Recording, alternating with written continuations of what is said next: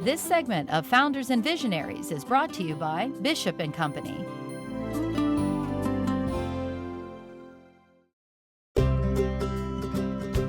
So I notice on your business card and on your office and all around, I see a lot of frogs. So I need to know the meaning of the frog symbolism. Actually, this frog represents a wizard frog. And it's because we make magical things happen. Because if you're looking for a job, we can make it appear. And if you're looking for great talent to join your organization, we can make the talent appear. So it's a magical frog.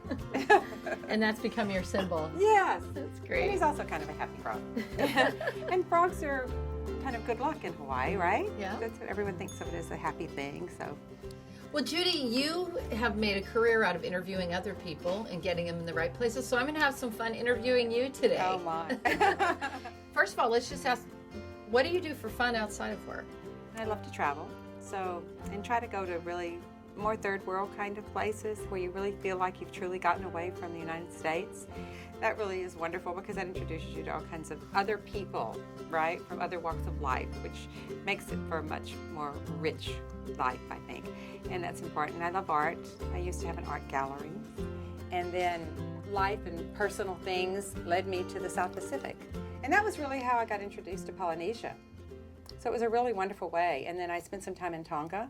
And so that was really great. So by the time I came to Hawaii, I'd already spent time in Fiji and Tonga. And tell us a little bit about the climate of the market right now. You know, it's fascinating because it feels like the economy has really picked up to me. The temporary staffing industry has picked up. But we also do permanent placement. I think people are hiring for more talent. They're looking for more value for their money. So I always give this kind of explanation that if a company perhaps 2 years ago laid off 20 people, they may now be hiring back 5, but those 20 aren't qualified for those 5 new jobs. People are right-sizing, I've heard the term used, trying to Yes. get talents in the right positions. Yeah. We get hundreds of resumes a day, every day. This has been going on for 3 years. What do you tell a prospective employee about what he or she needs to do to be hired in this market now? Is there advice you give them? And I always say to people, you need to have an elevator pitch. Because if you say, I'm looking for a job, they say, well, what do you want?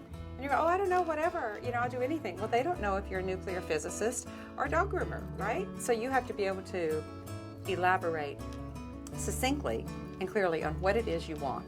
So you have to be able to say, I'm looking for something in public relations, preferably in the nonprofit arena, where I can make a contribution because of my vast experience with social media. And be able to say that to everyone you encounter every day, all the time, all day long.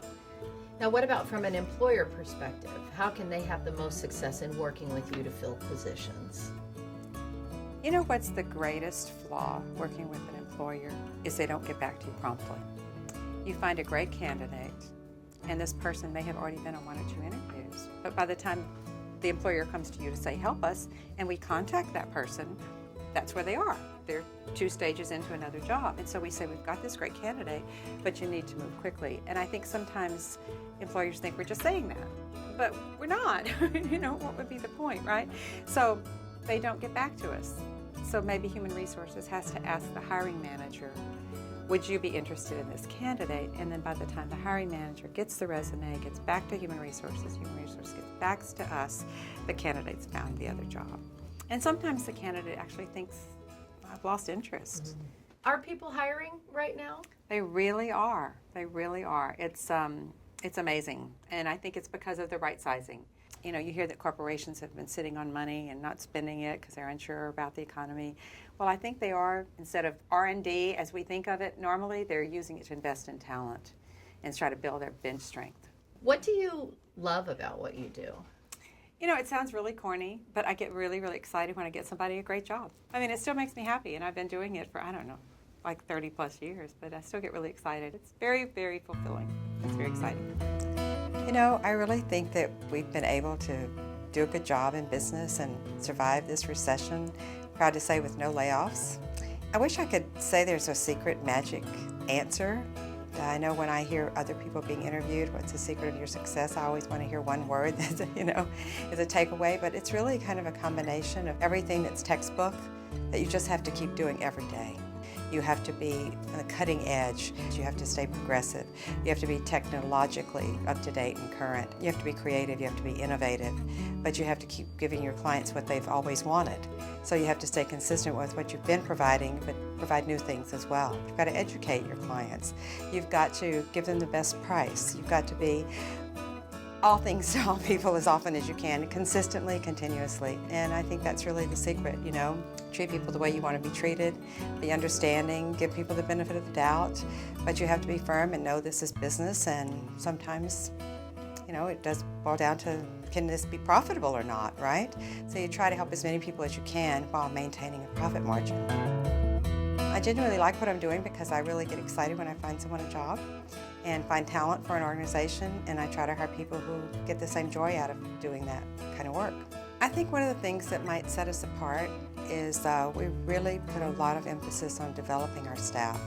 We belong to a lot of professional organizations that aren't just for networking, but they're for continuous learning. And I pay for all of my staff to take any classes, any courses, whether they be university level or they be, you know, presented by the Chamber of Commerce or the Society of Human Resource Managers or the American Staffing Association. So I don't think that any of our competitors do that. That makes a difference in how they understand our clients' needs and how they respond to our clients' needs. And, you know, it makes them a more well-rounded person, I think. How would you describe your personality, or how would your staff describe you? Oh, my. They did say I was a good boss, but they might have just been saying that. You know, I've been a boss since I was 25, so I really have learned the hard way, because even when you get a college degree in English liberal arts, you don't learn about how to manage staff. So I've learned the hard way how to manage staff, and I think you really have to treat them really, really well. You know, it's one thing to say give them the resources and tools and pay them fairly, but I think you have to give them more than that. You have to give them a bit of your soul, you know, because they're giving you a lot of their soul too.